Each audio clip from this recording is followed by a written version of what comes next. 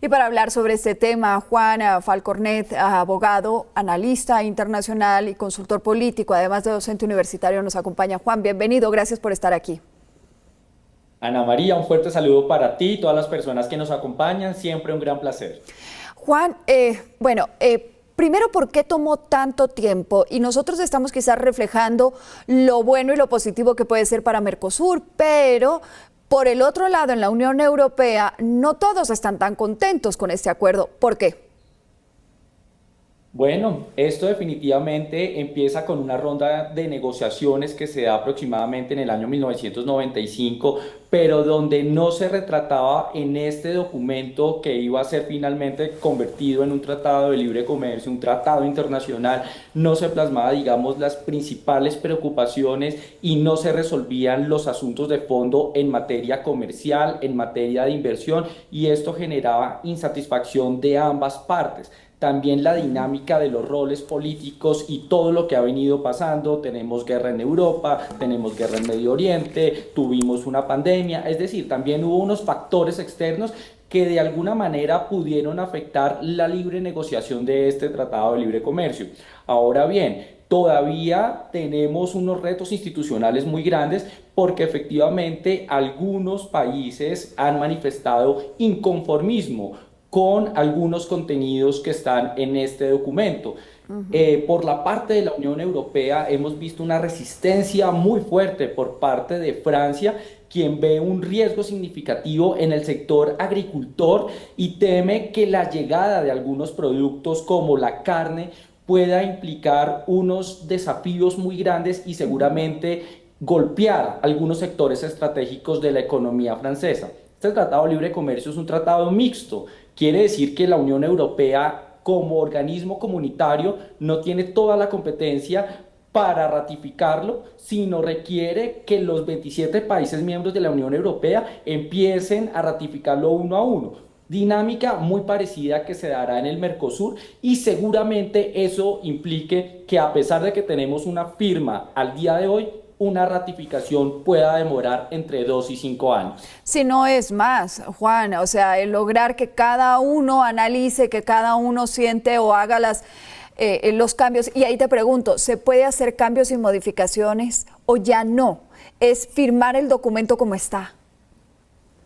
Sí, digamos en el análisis de la construcción de los tratados internacionales hay 4 etapas fundamentales. En las 2 primeras el documento acepta modificaciones, pero ya en esta instancia donde estamos hablando de la firma y posterior ratificación no se pueden introducir cambios al texto. Lo que sí podría pasar es que algunos países ejerzan el veto, y eso lo que implicaría es que la aplicación de este tratado internacional sea parcial, pero introducir cambios no se podría hacer. Tendríamos que devolvernos 25 años atrás y volver a empezar las negociaciones.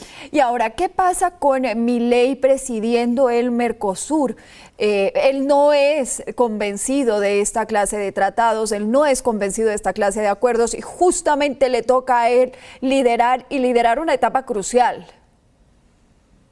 Sí, yo creo que el presidente Milei en estos momentos tiene una postura muy crítica frente al Mercosur. Incluso recientemente afirmó que el Mercosur tiene dos alternativas: o desaparece como organismo comunitario o se adapta a las dinámicas de mercado y a las dinámicas globales de hoy en día. Parece que esa posición lleva a reflexionar mucho al bloque, que efectivamente no ha dado los resultados que uno esperaría. Este tratado podría ser algo significativo porque lo que sí le gusta al presidente Milei es, por ejemplo, que hayan aranceles cero, o por lo menos que estos tengan un costo mucho más bajo del que tiene actualmente, y esa es una de las estrategias que está plasmada en este documento, en este tratado. Se hablaría casi de reducir en algunos sectores entre el 90 y el 97% de los aranceles a muchos productos, y también un programa de incentivos para que pueda el Mercosur conquistar un mercado europeo y Europa también pueda complementar esa dinámica. Aquí, de lograrse materializar este tratado, ganarían ambas partes porque la Unión Europea tiene en estos momentos el estigma de que no aporta grandes cosas al mundo por las dinámicas económicas y políticas que tiene, y por el otro lado el Mercosur, que es un bloque comunitario que viene con muchas dificultades. Entonces, Ujú. este tratado podría ser un avance importante, también Ahora, reduciría de alguna manera la Juan, presencia de China incluso, en la región incluso si en yo no todos los estoy sectores. mal, la aparición del Mercosur fue justamente uno de sus objetivos principales, lograr llegar a un acuerdo, un tratado con la Unión Europea. Ese es parte del nacimiento, que de ahí se haya ido transformando en un bloque mucho más ideológico que comercial o en busca de esto, ya es diferente. Pero esto a Mercosur le da una ventaja por sobre los otros países de la región. Primero arranquemos por una mejor negociación. Al negociar en bloque con el país más grande de la región incluido, es muy diferente a lo que podamos hacer el resto de países de la región. Claro, y es que hay datos muy importantes que vale la pena resaltar. Estaríamos hablando de cerca de 700 millones de consumidores de estos principales acuerdos en el mundo, y también estaríamos hablando que entre estos dos bloques comunitarios hablaríamos de un PIB cercano a los 22 billones de dólares. Es decir, que estos países pequeños apalancados con Brasil podría tener una ventaja significativa para hacer presencia en la Unión Europea. Entonces sí resulta muy importante, resulta muy estratégico, y sobre todo porque hay un impulso sistemático de unos sectores que requieren empezar a crecer. Pero también vale la pena resaltar que Brasil sería el gran ganador de este acuerdo. Miraríamos cómo su PIB podría crecer a cerca de 0,46% y sus exportaciones a la Unión Europea cerca de un 3%, los cuales son unos números muy importantes, y esto podría ser un triunfo diplomático para Lula da Silva, que a propósito esperamos que se recupere pronta y satisfactoriamente, algo que venía embolatado y que él podría darle ese empujón estratégico. Y ahí te pregunto, Juan, hemos hablado de los beneficios, pero ¿cuál puede ser uno de los puntos o de los lunares negros para el grupo del Mercosur, el haber llegado a este tratado? Eso por un lado. Y después, ¿crees tú que otros países como Colombia, Perú, podrían adherirse en este tratado a lo ya negociado con el Mercosur? Bueno, definitivamente hay unos sectores que siempre van a terminar de alguna manera golpeados. Pensemos la exportación importante que hace la Unión Europea hacia el Mercosur en materia de elementos automovilísticos, ciencia, tecnología, innovación, esos elementos que digamos el Mercosur como bloque no resulta ser competitivo, pues tendría una ventaja significativa, y pues hay sectores que realmente no pueden competir.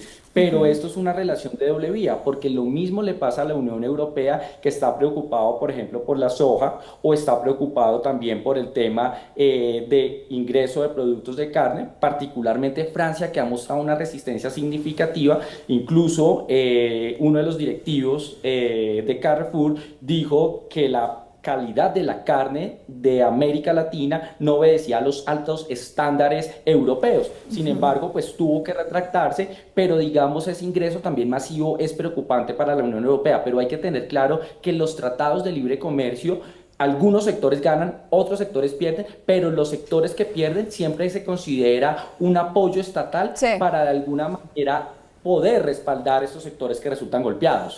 Dentro del grupo de la Unión Europea, así como dijimos que Francia era quien estaba haciendo una oposición y no muy contento con esto, por otro lado está Alemania y España, quienes dicen que este acuerdo es vital, más ahora con las restricciones que hay con Rusia y la dependencia china. Lo ven como necesario, ¿no?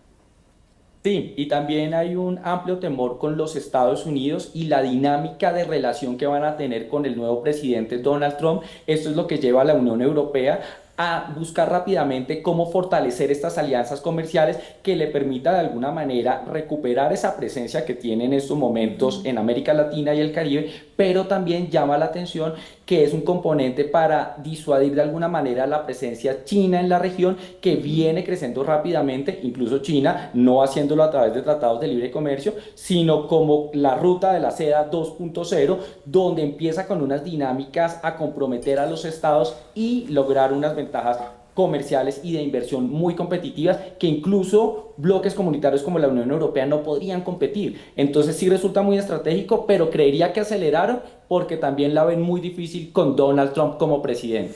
Y mi última pregunta, Juan, ¿con quién la Unión Europea ya ha firmado un tratado de este tipo, en donde bajan de esa manera los aranceles? ¿Con quién ya lo han hecho y ha sido un caso de éxito o no?